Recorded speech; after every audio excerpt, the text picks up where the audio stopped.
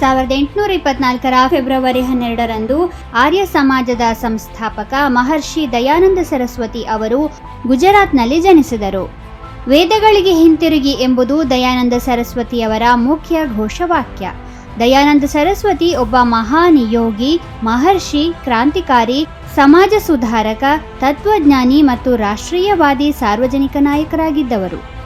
ಸ್ವಾಮಿ ದಯಾನಂದ ಸರಸ್ವತಿ ಅವರು 1875 ಏಪ್ರಿಲ್ 10ರಂದು ಗುಡಿ ಪಾಡ್ವಾ ದಿನದಂದು ಮುಂಬಯಿಯಲ್ಲಿ ಆರ್ಯ ಸಮಾಜವನ್ನು ಸ್ಥಾಪಿಸಿದರು.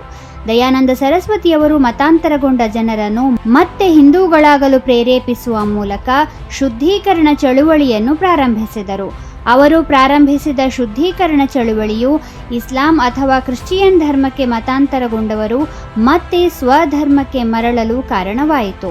ಅವರು ಹಿಂದಿಯಲ್ಲಿ ರಚಿಸಿದ ಸತ್ಯಾರ್ಥ ಪ್ರಕಾಶ್ ಅವರ ಚಿಂತನೆಗಳ ಸಂಕಲನವಾಗಿದೆ. ದಯಾನಂದ ಸರಸ್ವತಿ ಅವರು ವೇದಗಳನ್ನು ದೈವಿಕ ಜ್ಞಾನವೆಂದು ಪರಿಗಣಿಸಿದರು ಮತ್ತು ಹಾಗಾಗಿ ವೇದಗಳಿಗೆ ಹಿಂತಿರುಗಿ ಎಂಬ ಘೋಷಣೆಯನ್ನು ನೀಡಿದರು. ಇದಲ್ಲದೆ ಅವರು ಸ್ವಾತಂತ್ರ್ಯ ಚಳುವಳಿ, ಪರಿಶಿಷ್ಟ ಸಮಾಜದ ಉದ್ಧಾರ, ಮಹಿಳಾ ಶಿಕ್ಷಣ, ವಿಧವಾ ಪುನರ್ವಿವಾಹ, ಯೋಗದ ಪ್ರಚಾರ ಮತ್ತು ಹಿಂದಿ ಭಾಷೆಯ ಪ್ರಚಾರದಲ್ಲಿ ಪ್ರಮುಖ ಕೊಡುಗೆಗಳನ್ನು ನೀಡಿದ್ದಾರೆ. 1809 ಫೆಬ್ರವರಿ 12ರಂದು ಬ್ರಿಟನ್ನಿನಲ್ಲಿ ಥಿಯರಿ ಆಫ್ ಇವಲ್ಯೂಷನ್ನ ಪಿತಾಮಹ ಚಾರ್ಲ್ಸ್ ಡಾರ್ವಿನ್ ಜನಿಸಿದರು. 1859 ನವೆಂಬರ್ 24ರಂದು ಚಾರ್ಲ್ಸ್ ಡಾರ್ವಿನ್ ಅವರ ಪುಸ್ತಕ on the origin of species ಅನ್ನು ಪ್ರಕಟಿಸಲಾಯಿತು. ಈ ಪುಸ್ತಕದಲ್ಲಿಯೇ ಥಿಯರಿ ಆಫ್ ಇವಲ್ಯೂಷನ್ ಎಂಬ ಅಧ್ಯಾಯವಿದ್ದು, ಮಂಗಗಳಿಂದ ನಾವು ಹೇಗೆ ಮನುಷ್ಯರಾದೆವು ಎಂದು ಹೇಳಲಾಗಿದೆ. ಚಾರ್ಲ್ಸ್ ಡಾರ್ವಿನ್ ನಮಗೆಲ್ಲರಿಗೂ ಒಂದೇ ಪೂರ್ವಜ ಎಂದು ನಂಬಿದ್ದರು. ನಮ್ಮ ಪೂರ್ವಜರು ಕೋತಿಗಳು, ಆದರೆ ಕೆಲವು ಮಂಗಗಳು ವಿವಿಧ ಸ್ಥಳಗಳಲ್ಲಿ ವಿಭಿನ್ನವಾಗಿ ವಾಸಿಸಲು ಪ್ರಾರಂಭಿಸಿದವು. ಇದರಿಂದಾಗಿ ಅವರ ಅಗತ್ಯಗಳಿಗೆ ಅನುಗುಣವಾಗಿ ಕ್ರಮೇಣ ಬದಲಾವಣೆಗಳು ಸಂಭವಿಸಲಾರಂಭಿಸಿದವು. ಅವರಲ್ಲಿನ ಬದಲಾವಣೆಗಳು ಅವರ ಮುಂದಿನ ಪೀಳಿಗೆಯಲ್ಲಿ ಗೋಚರಿಸಲಾರಂಭಿಸಿದವು. ಈ ಸಿದ್ಧಾಂತದ ಮೂಲಕ ಮಂಗಗಳ ಜಾತಿಯಾದ ಒರಾಂಗುಟಾನ್ನಲ್ಲಿನ ಒಂದು ಸಂತಾನ ಮರಗಳ ಮೇಲೆ ಮತ್ತು ಇನ್ನೊಂದು ಸಂತಾನ ನೆಲದ ಮೇಲೆ ವಾಸಿಸಲು ಪ್ರಾರಂಭಿಸಿದವು ಎಂದು ಅವರು ಹೇಳಿದ್ದರು. ನೆಲದ ಮೇಲೆ ವಾಸಿಸಲು ಪ್ರಾರಂಭಿಸಿದವನು ತನ್ನ ಜೀವನೋಪಾಯಕ್ಕಾಗಿ ಹೊಸ ಕಲೆಗಳನ್ನು ಕಲಿತ. ಅವನು ನಿಲ್ಲಲು, 2 ಕಾಲುಗಳ ಮೇಲೆ ನಡೆಯಲು, 2 ಕೈಗಳನ್ನು ಬಳಸಲು ಕಲಿತ. ಹೊಟ್ಟೆ ತುಂಬಿಸಿಕೊಳ್ಳಲು ಬೇಟೆಯಾಡುವುದು, ಆಮೇಲೆ ಕೃಷಿ. ಹೀಗೆ ಒರಾಂಗುಟಾನ್ನ ಮಗ ಕೋತಿಯಿಂದ ಮಾನವನಾದ ಎಂದು ಡಾರ್ವಿನ್ನ ಸಿದ್ಧಾಂತ ಹೇಳುತ್ತದೆ.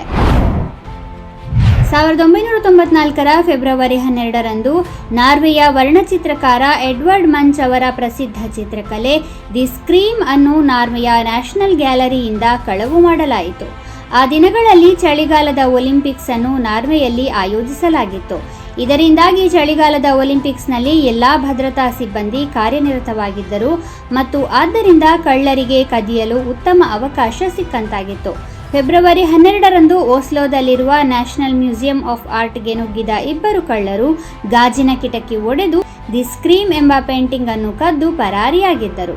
ಕಳ್ಳರು ಕೇವಲ 50 ಸೆಕೆಂಡುಗಳಲ್ಲಿ ತಮ್ಮ ಕೆಲಸವನ್ನು ಮುಗಿಸಿದ್ದರು.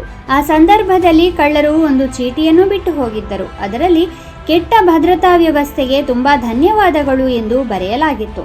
ಅಂದಹಾಗೆ ಕಳ್ಳತನವಾದ 3 ತಿಂಗಳಲ್ಲೇ ಪೇಂಟಿಂಗ್ ಪತ್ತೆಯಾಗಿದ್ದು ಕಳ್ಳರು ಸಿಕ್ಕಿಬಿದ್ದಿದ್ದರು.